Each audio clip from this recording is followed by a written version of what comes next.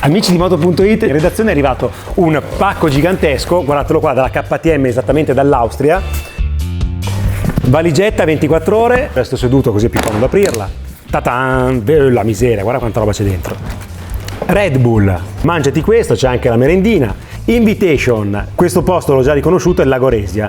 Orologio KTM, quindi questo mi fa pensare che ci sia un tempo da rispettare. Occhiali da sole, invito per andare sul Lago Resia il 7-8 giugno insieme a 2 colleghi stranieri, quindi ci sarà Moto.it col sottoscritto e poi Marcos di Motociclismo Spagna e Thierry di Moto Review. Proprio stamattina in redazione a Moto.it è arrivata questa roba qua. È la chiave di una KTM, però adesso la KTM ve la faccio vedere direttamente nel cortile della redazione di Moto.it.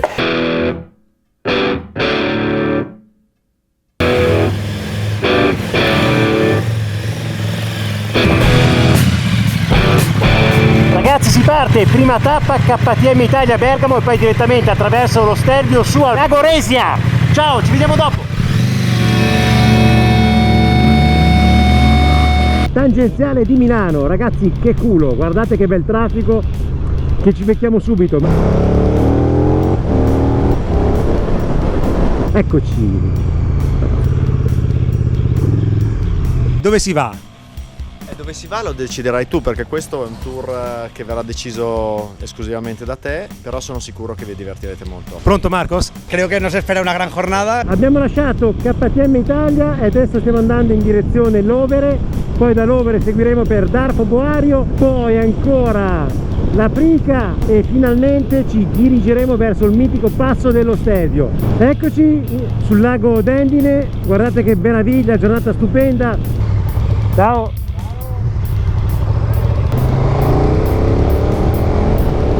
Abbiamo lasciato Edolo e adesso stiamo salendo sul passo della Prica. E ragazzi, il bello è che siamo partiti dalla redazione vestiti da città e adesso il bello di questa GT, di questa Gran Turismo, è veramente una moto dal doppio volto. È una GT ma che tra le curve diventa anche un po' GP, come ha scritto Paolillo nella sua prova. Eccoci alla Prica, primo passo di montagna fatto. Non manca poi così tanto a scendere verso Sondalo, poi facciamo Bormio e poi finalmente lo Stelvio. Speriamo che non faccia troppo freddo. Passiamo sotto l'arco della Prica. Non fate giochi con le rime, mi raccomando. Siamo in Alta Valtellina e la nostra GT procede come un fuso. Occhio quando vedete le strisce nere sull'asfalto, perché potrebbe essere del vecchio gasolio. Eccoci a Bormio. Inizia il passo dello Stelvio. Ragazzi, che bella, una delle strade che vi consiglio, leggenda del ciclismo ma anche del motociclismo, perché non a caso ci fanno uno dei raduni più amati d'Europa. Poi ci sono i bagni vecchi di Bormio, passo aperto, procediamo.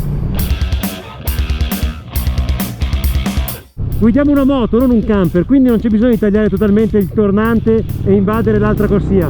Tante volte vedo dei motociclisti farlo, a questi do un consiglio: piuttosto fatelo più piano, ma non invadete l'altra corsia. Inoltre abituatevi un poco alla volta a usare il freno posteriore, pelate leggermente il pedale col piede, questo vi aiuterà a riportare la moto verso la corda, a stringere la traiettoria in pratica. Abituatevi veramente sullo stretto a usare il freno posteriore.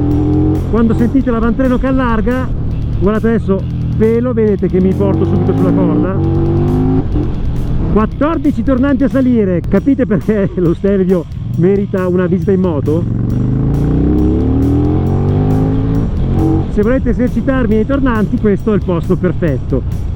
Vedete, sto nella mia traiettoria, piego la moto, punto il gas e correggo col posteriore.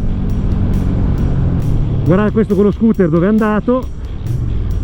Piuttosto fatela piano ma non invadete l'altra corsia, è fondamentale, perché tanti incidenti si fanno appunto superando la linea bianca. Guardate che belle cascate, bellissimo veramente. Adesso mi godo la moto ma mi godo anche il panorama.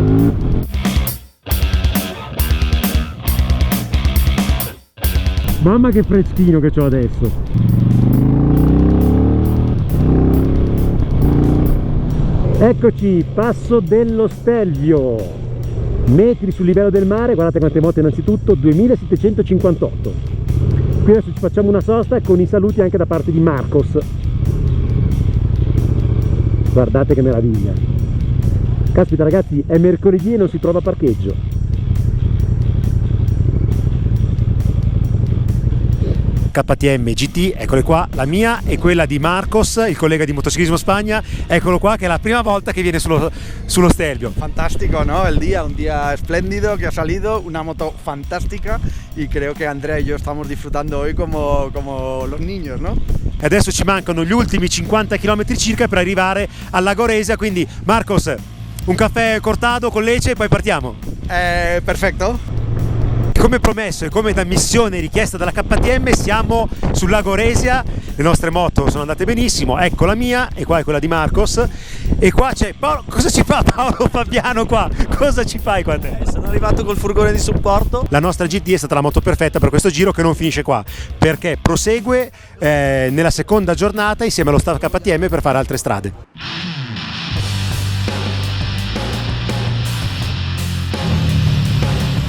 Ed eccoci con la nostra prova, secondo giorno con la 1290 Super Duke GT, ne approfittiamo per riproporre la prova su YouTube.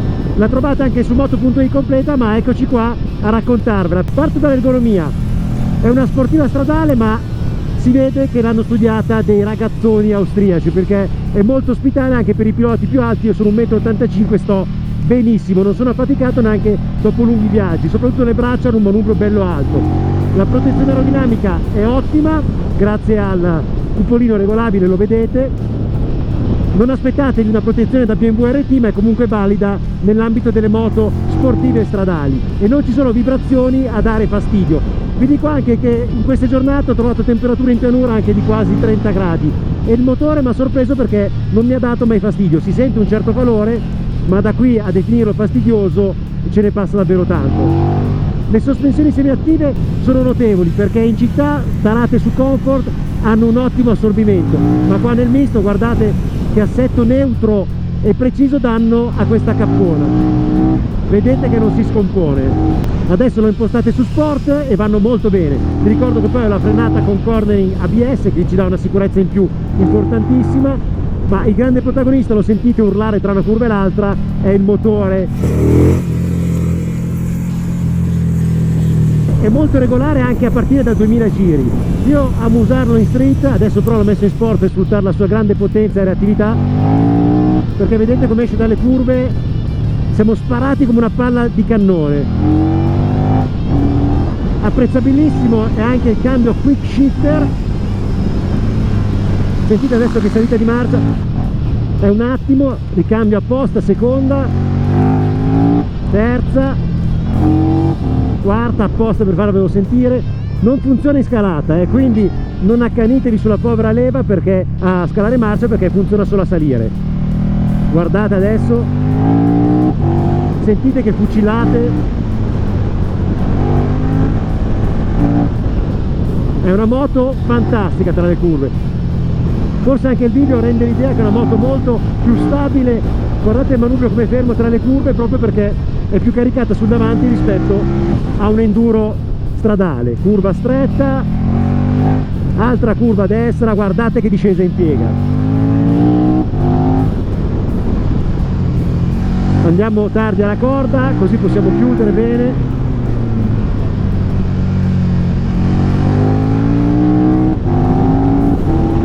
Sentite che sparate il cambio.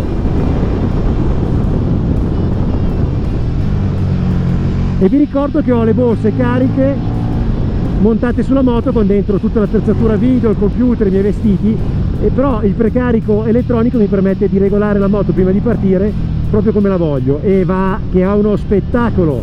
Adesso siamo tornati alla base, ma il servizio non finisce qua perché abbiamo riservato un'intervista molto speciale a un pilotone della MotoGP. Abbiamo qui ospite, infatti è già scappato, troppo veloce perché è Alex Hoffman, pilota della Moto Mondiale, ha corso tanti anni con la 500, ha sviluppato anche l'Aprilia, quindi adesso è in KTM. E quanto è sportiva questa moto, Alex? Tanta sportiva, secondo me non abbiamo neanche oggi trovato il limite, è meglio così, ma si sente che è come come è nato sul circuito, e adesso abbiamo una sportiva, ma secondo me i limiti non ci sono e fa tanto piacere andare qua in montagna. In più sembra che lei fa quasi tutto, puoi andare veloce, puoi andare piano, puoi guardare in giro, e per questo non serve tanto di più. Grazie Alex, adesso vi raccontiamo la moto come è fatta nel dettaglio. Che moto è questa? Questa è l'anello di congiunzione perfetto tra la 1290 Super Duke R, che per viaggiare non è adattissima perché non puoi portare i bagagli, o meglio li porti ma in maniera non comodissima, non hai riparo aerodinamico, e tra le grosse Super Adventure che hanno ingombri e altezze delle selle che mettono anche in difficoltà i piloti meno alti. Partiamo dall'insieme della moto, vi ricorderà sicuramente la 1290 R, la Super Duke, ed è evidente perché condivide la parte telaistica e il motore, il bicilindrico a V di 75 gradi. Cambia il serbatoio, che qua è più grande, è da 23 litri e protegge molto meglio anche le gambe. Abbiamo un nuovo cupolino regolabile, guardate com'è semplice regolarlo. In questo caso abbiamo poi il cupolino bellissimo Fumé, che fa parte del catalogo Power Parts. Ma torniamo alla moto, agli elementi standard. Abbiamo tutta la parte posteriore che è specifica della GT, guardate com'è più grande. È più grande per ospitare un sellone comodo per il passeggero, pedane molto basse e le valigie laterali. Adesso Eros, guardiamola da dietro, perché il bello di questa moto è che ha due valigie che tengono anche un casco integrale, ma non allargano troppo la sezione della moto perché sono sopra lo scarico. Qui si vede benissimo proprio la sezione, sono appena più larghe del manubrio. Proseguiamo sull'altro lato. Anche se non è a favore di luce, vediamo in questa parte il forcellone in alluminio gigantesco, monobraccio, il telaio a traliccio, e il motore è il grande protagonista della Super Duke GT. La GT è l'ammiraglia della famiglia stradale di KTM e infatti costa un sacco di soldi. Parliamo di 18.270 euro, però sono giustificati perché la dotazione elettronica è al top, ci sono un sacco di cose da dire. Partiamo dalla dotazione per viaggiare. Abbiamo pensato un po' di serie, su una sportiva il cruise control, le manopole riscaldate, qua vediamo il cavetto che serve apposta a riscaldarle, mentre la sella del pilota e del passeggero può essere riscaldata, ma è un optional questo. Il protagonista assoluto è questo motorone, 1301 cc, 173 cavalli a 9500 giri, ma quello che lo rende fruibile e sicuro è la dotazione elettronica. Abbiamo di serie il controllo di trazione, ci sono le mappe motore e fondamentale per guidare in città ma anche nel misto, nella guida più sportiva, sono le sospensioni semiattive a controllo elettronico della VP. Per tenere a bada la bestia della KTM, bestia perché deriva proprio dalla Super Duke R, abbiamo un impianto frenante coi fiocchi. Parlo delle pinze monoblocco Brembo ad attacco radiale, ma soprattutto del sistema cornering ABS sviluppato con Bosch, perché questa moto ha la piattaforma inerziale che permette all'ABS di lavorare al meglio anche in piega. Ma non finisce qua, perché la moto dispone anche dell'MSR, che è un sistema elettronico che alza leggermente il minimo in fase di scalata per evitare il blocco della ruota posteriore.